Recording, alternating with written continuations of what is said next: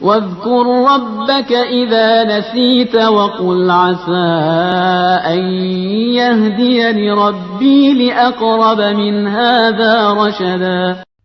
السلام علیکم ورحمۃ اللہ۔ ان الحمد للہ والصلاۃ والسلام علی رسول اللہ۔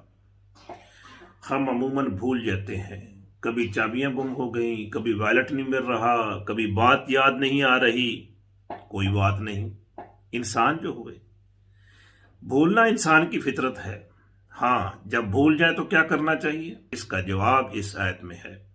اللہ تبارک و تعالی نبی کریم صلی اللہ علیہ وآلہ وسلم سے مخاطب ہے۔ وَاذْكُرْ رَبَّكَ اِذَا نَسِيتَ، جب بھول جائیں تو اپنے رب کو یاد کریں۔ سو ہمیں بھی چاہیے کہ جب ہم کوئی بات بھول جائیں تو اپنے رب کو یاد کیا کریں۔ سبحان اللہ، الحمدللہ، لا الہ الا اللہ، لا الہ الا اللہ، اللہ اکبر۔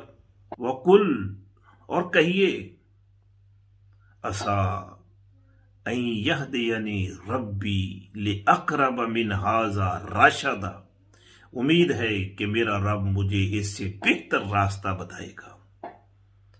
سو جب بھول جائیں تو اللہ کا ذکر کریں اور آیت کا یہ حصہ بار بار پڑھیں۔ عسى أن يهديني ربي لأقرب من هذا رشدا۔ عسى أن يهديني ربي لأقرب من هذا رشدا۔ قرآن سیکھیے، قرآن یاد کیجیے اور قرآن پر عمل کر کے اپنی دنیا اور آخرت کو سنواریے۔